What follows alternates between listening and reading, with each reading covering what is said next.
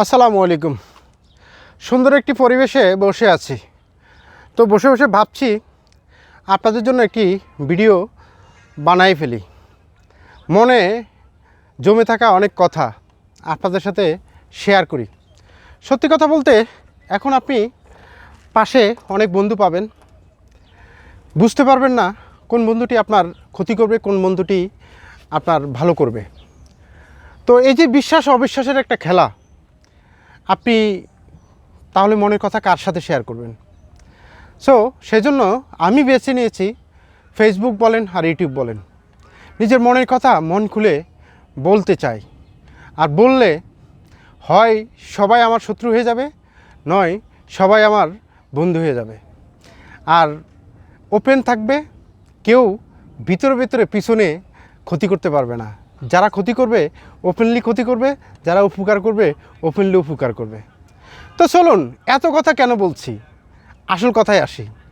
বাংলাদেশে বর্তমানে একটা ট্রেন্ডিং ভিডিও চলছে, নিউজ চলছে, সেটা হচ্ছে যে বেনজির আর সাথে আজিজ রহমান ভাই আছে, মানে আমাদের সেনাপ্রধান, দুই বাহিনীর প্রধান। দুই বাহিনীর বললে ভুল হবে, বাংলাদেশে যত বাহিনী আছে সবার প্রধান এই দুইজনেই সত্যিকার অর্থে। তো এই যে দুইজন, এদের আসলে শিক্ষাগত যোগ্যতা কী?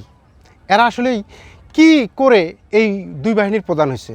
একজন হলো বিসিএস ক্যাডার, আরেকজন হলো কোনো নামি দামি হয়তোবা ক্যাডেট কলেজ কিংবা বাংলাদেশ সর্বোচ্চ কোনো শিক্ষা বিদ্যাপীঠ থেকে পড়াশোনা করে বাংলাদেশ আর্মিতে জয়েন করেছে কমিশন র্যাঙ্কে।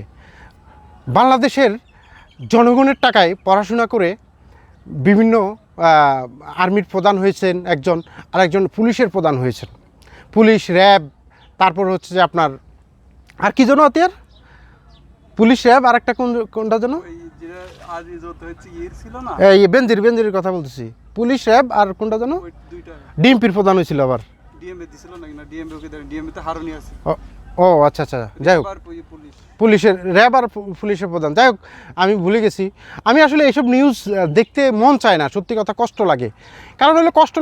কারণ হলো ভাই, আমরা সাধারণ জনগণ, আমরা যাব হলো পুলিশ আমাদের বলতে পারেন আমাদের নিরাপত্তার জন্য, পুলিশ বাহিনী জনগণকে নিরাপত্তা দেওয়ার জন্য। সো আমরা যখন জনগণের কাছে যাই, আমরা যখন জনগণ পুলিশের কাছে যাই কিংবা আইনশৃঙ্খলা বাহিনীর কাছে যাই, তখন কিন্তু আমরা খুব অসহায় হয়ে পড়ি, স্যার বলি। অথচ স্যার বলার কথা তাদের, আমাদেরকে, কেননা আমাদের ব্যাড ট্যাক্সের টাকায় তারা বেতন পায়, বুঝতে পারতেছেন, তারা বেতন পায়। সেই জায়গায় আমরা করি কি, তাদেরকে স্যার বলি, তারপরও তাদের কাছ থেকে সঠিক সেবাটা আমরা পাই না, আমাদেরকে টাকা দিয়ে সেবা নিতে হয়।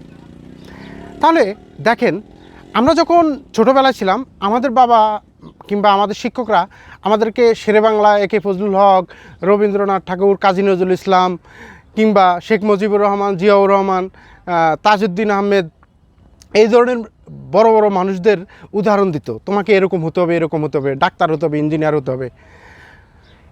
এখন আমরা এসে আমাদের সন্তানদেরকে কোন মনীষীদের উদাহরণ দেব, কোন বড় বড় লোকের উদাহরণ দেব? বেনজিরের কিংবা সেনাপ্রধান, সাবেক সেনাপ্রধান আজিজ আহমেদের?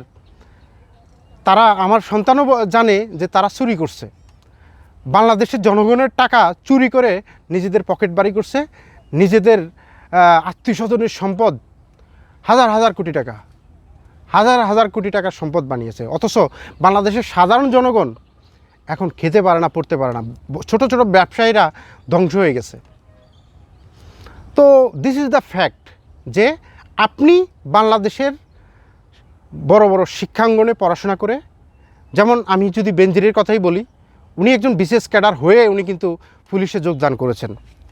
সো উনি একজন ফার্স্ট ক্লাস নাগরিক, ওনার ইউনিভার্সিটিতে পড়ার থেকে শুরু করে ওনার এই পর্যন্ত চাকরি ঢোকার পর্যন্ত কোনো টাকা প্রয়োজন হয়নি, ঘুষ দেওয়ার প্রয়োজন হয়নি। তাহলে ভাই উনি কেন এই কাজ করবে? ওনার বিবেক, তাহলে উনি বিশেষ ক্যাডার হয়ে, ফার্স্ট ক্লাস নাগরিক হয়ে উনি আসলে কি শিক্ষা নিয়েছেন, কি শিক্ষা গ্রহণ করেছেন, ওনার কাছ থেকে আমরা কি আশা করতে পারি? সো আমার মনে হয় এই বিষয়টি আমাদের জনগণ যারা আছি তারা একটি আন্দোলন করা উচিত এদের বিরুদ্ধে। কারণ আরও আছে এরকম বেনজির বাংলাদেশের আনাচে কানাচে ছড়িয়ে আছে, বিভিন্ন ডিপার্টমেন্টের প্রধান হয়ে আছে। তারা যাতে অ্যাটলিস্ট এই বেনজিরের মতো না করতে পারে, এই আজিজ আহমেদের মতো না করতে পারে, সেই ব্যাপারে জনগণকে রাস্তায় নামতে হবে, জনগণকে সতর্ক থাকতে হবে আরও বেশি। সব কিছুতেই জনগণকে হস্তক্ষেপ করতে হবে, কারণ এই দেশ আমার আপনার। আমরা চুপ করে থাকলে কিন্তু আসলে কোনো কিছুর সমাধান হবে না। দিন দিন আমরা কিন্তু তলিয়ে যাচ্ছি, আমরা কিন্তু ভালো থাকতে পারতেছি না। বাজারে গেলে আমাদের বাজারের ব্যাগ পুরা বাড়িতে নিয়ে আসতে পারতেছি না, ঠিক আছে? সো হোপফুলি এটা সরকার খুব ভালোভাবে হ্যান্ডেল করবেন। আজিজ কিংবা বেনজির যেই সরকারের অধীনস্থ হোক, যেই সরকার থেকে হোক, আমি মনে করি আইন তো আইনে, আইন সবার জন্য সমান।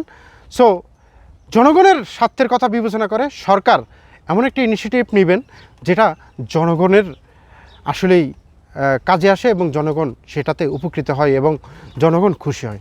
সো আজকের ভিডিওটি এখানে শেষ করব। আল্লাহ হাফেজ, আসসালামু আলাইকুম।